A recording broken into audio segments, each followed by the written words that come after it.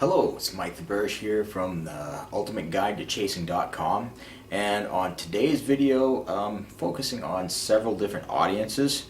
I'm a huge fan of Robert Kiyosaki, the author of Rich Dad Poor Dad, and what I'm going to do, the main focus of this video, is show some of the teachings that I learned from him and show how I took them in a different direction.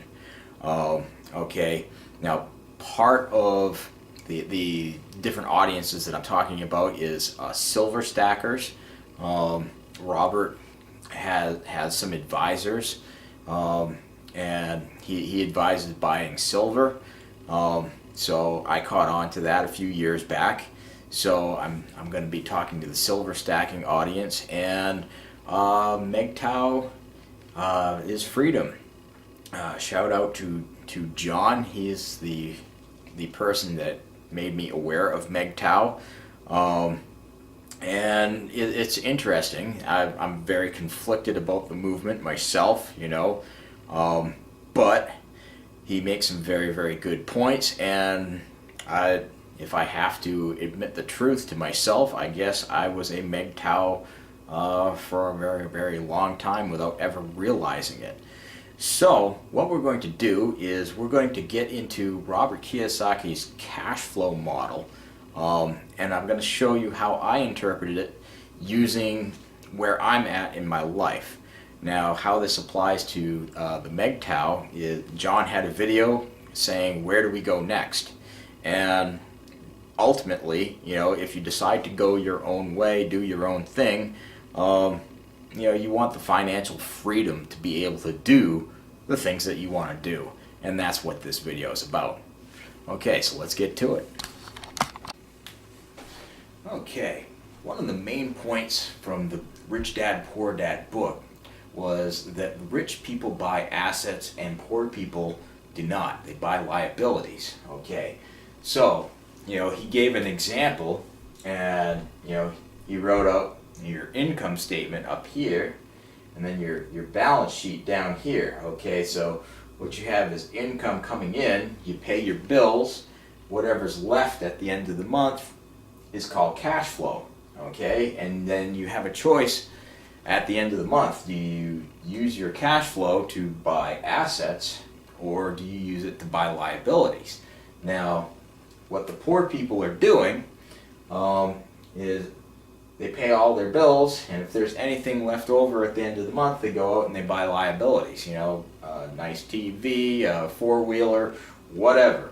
That money comes in, it goes out, and at the end of the month, they need to go out and they need to make more money in order to pay all these bills that are coming in. So as they increase their liabilities, they're constantly trying to run to keep up. It gets larger and larger.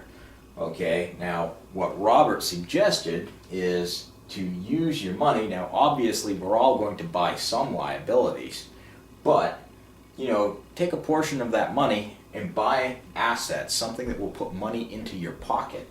And this is a diagram of my setup, my income, my bills, and my assets. So the idea with the assets is they put money in your pocket. So what happens is you buy something, and if it produces money, that goes right back up into your income column, increasing your income. And if you keep doing this process, it goes around like a perpetual motion machine. You have money left over, you buy assets, those assets make more money, increase your income, rinse and repeat over and over and over again.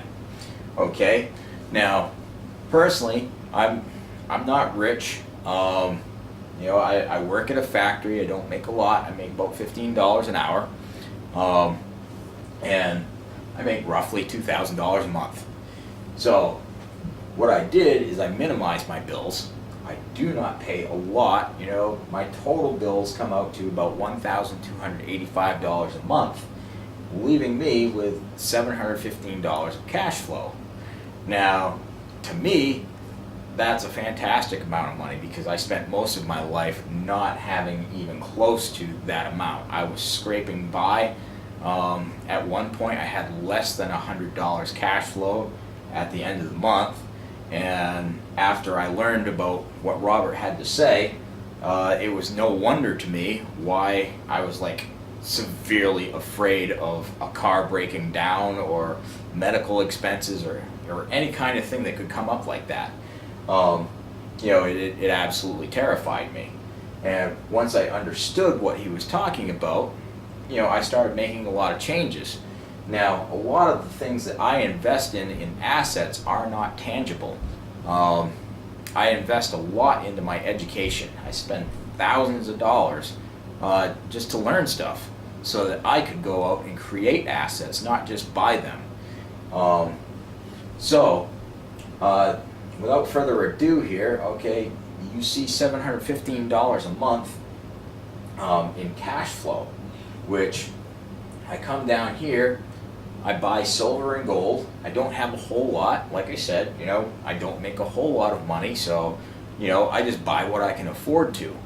But I don't completely focus on silver and gold. And the reason behind that is that silver and gold just sit around and they do nothing. You're waiting for an event to happen in order for them to become more valuable and put money in your pocket. Now, silver and gold, especially silver, is grossly undervalued right now. So I do expect it to go up. Anybody who knows anything about fiat currencies and fractional reserve banking and the whole sorts know that the entire world economy is in a heck of a lot of trouble right now, and it's about to tank. And if people revert back to silver and gold the way a lot of people are predicting, there's going to be a massive bubble. Okay, most people are going to realize once it's too late and start trying to buy silver and gold. And what's going to happen is the price is going to explode. So, that said, you're still waiting for an event to happen, something that you don't know when. I'd say if, but history shows that every fiat currency in history has failed. So in my mind, it's not a question of if it's going to happen, it's a matter of when. But still, I don't want to put all of my money into something that I'm waiting for an event that I don't know is going to happen, that I can't control. I don't know how much I can expect to make. There's a lot of variables in there. So I just think that it's a good safety net to have. Put some, stack some silver away in your safe, or dig a hole in the ground, or whatever. Just get some, and if the worst comes to pass, then you're going to do a lot better than a lot of the people that aren't prepared. So moving on from silver and gold, I want to talk about something that's more active. Okay, and down here, this is where Robert and I part ways a little bit. He would probably die if he knew that I'm out here telling people about this. But I invested a lot of time, energy, and money into learning how to count cards. Okay, and not just count cards, but I've looked into advantage play of all kinds. Dice control, card counting, sports betting, roulette bias. Those are really my four main things. I'm not much into poker. I prefer a betting scenario where it's pretty much a 50-50 proposition. You're either going to win or you're going to lose. There's no in between. So those are the kinds of things that I focus on, and I focus a lot on learning how to get the advantage in those situations. Now, if you do that properly, it doesn't matter how big or small that advantage is. If you keep betting over time, you're going to make money, which fits the definition that I was given of investing. An investor doesn't make a profit waiting for it to happen. That's gambling. Okay, an investor makes a profit up front. They know that it's going to happen. And the way the casinos operate, like a roulette wheel, the advantage is right there inside the wheel itself. Well, an advantage player, such as a card counter, is doing the same thing. They have to work harder for that advantage. For example, when you're counting cards, you're keeping track of something in your mind, knowing when the deck favors you over the dealer. Okay, whereas the casino's advantage is already built into the game. They don't have to work as hard for it. They just have to work hard to defend against people like me. Okay, so the thing about card counting is that it gives me the ability to make over $100 an hour, which if I went back to school for 4 years, there's not many things that I could go to school for that are going to pay me over $100 an hour. And I'm not interested in becoming a doctor. I'm not interested in becoming a lawyer. I just want to have a free life and not dive so deep into something that's just going to make other people rich, not myself. So I don't really want to focus on becoming the best employee that I can become, or the best self-employed person that I can become, a specialist. That doesn't carry much interest for me. Whereas card counting will allow me to build the money that I already have. So as I'm seeing it, it's investing, it's not gambling. And I use the power of that advantage that I get to increase the money that I already have. And that allows me to go out and buy other assets. Okay? So, a couple that I put in here that are less tangible is, I have a website where I teach people about advantage play and seminars. Okay, where basically, people who see the website and like it, they come out and see me, and I teach them in person. So those are things that are still in the works. I have the website. I haven't done the seminars yet, but I'm setting that up. But these are things that I invested heavily in for 4 years. I went out and I read the books on card counting. I read the books on sports betting. I read the books on dice control and roulette bias. That was an investment in my mind that allowed me to create something that's going to, hopefully in the future pay big dividends. Now, the idea is, from all of this, what I will do is I start to buy real estate. Okay? And real estate, all around the country, but especially in Maine, is still in the tank. Okay? They talk about an economic recovery. I think anybody with any reasonable amount of intelligence knows that that's a lie. Okay? We have not recovered from 2008. In fact, in many ways, we are worse off now than we were in 2008.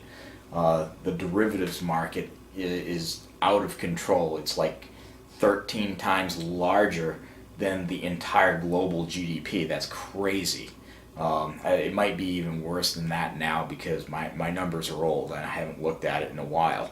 But it's just mind-boggling the games that these bankers are playing with money that they print from nothing. So, anyways, that's a sidebar. The idea of all of this is, you can see I have $2,000 a month coming in up here. That's my baseline. If I work overtime, and I work quite a bit, that will increase more, which will then increase my cash flow. But if I'm working 40 hours a week, my baseline is about $2,000 a month take home. That's after taxes. So when I have $715 left over at the end of the month, I take it and I start investing in all of these things. And when I get enough money, the idea is to go buy a property. Now, I can find properties that are cash flowing, $500 to $1,000 a month, easy, for less than 100,000. It is not hard. I can find you one in about 90 seconds. All I gotta do is jump on mainrealestateliftings.com, and I pull them up fairly quickly. So the idea is, if I spend 100,000 on real estate, I expect to get about $1,000 in return. So that comes up here to my income and increases it by $1,000 a month. Okay, well, I go through this process again, earn enough money so that I can go out and buy a second property.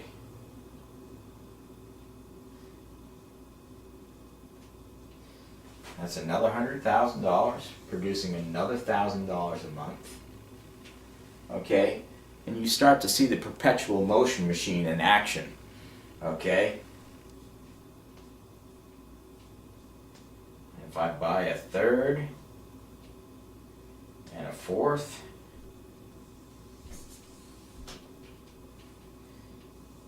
suddenly I'm no longer just surviving, I'm building wealth.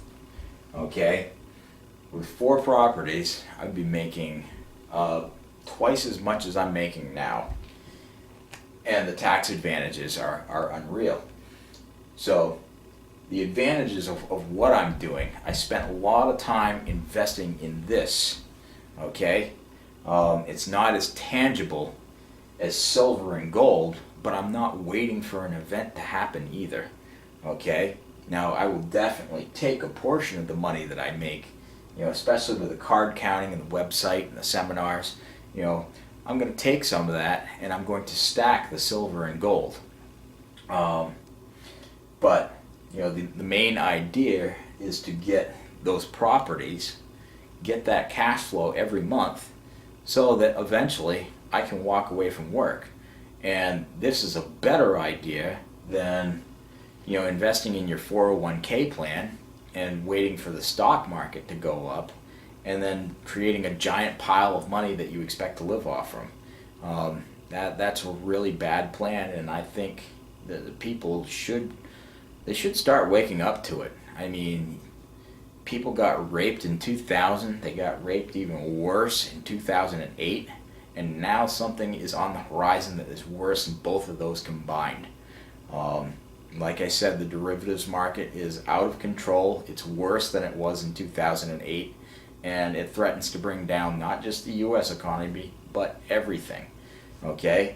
And when the reset happens, there's a good chance that gold and silver are going to go through the roof. And if that happens, the big winner is going to be silver, not gold. Silver has been so suppressed in price that, once it finally corrects, it's not just going to go correct, it's going to go way past the mean. There's some people saying that you could see $1,000 an ounce silver out there. Is it crazy? I don't know. I can't say for sure. I can't trust the fundamentals anymore. The stock market doesn't function the way it's supposed to. So, who knows how high it will actually go. But I think it's totally possible. If you get everybody rushing in to buy silver, that price is just going to go nuts, just like the dot-com bubble, just like the real estate market did. So in my mind, I believe you're looking at the next big bubble, and the time to get in is now. It's been suppressed for a long time, but how long can they keep it suppressed? I think they're running out of tricks. I don't know that for sure. They pulled out some stunts that I didn't expect, but definitely sooner or later it's going to break. That's what all the experts are saying. So this is my plan. What to do next? As far as the MGTOW thing goes, this is it. Okay, you do this, you have freedom, real freedom. And what you choose to do with your freedom, that's up to you. Alright, so I hope you enjoyed the video. Again, this is Mike from the Ultimate Guide to Chasing.com, and I hope to see you again. Alright.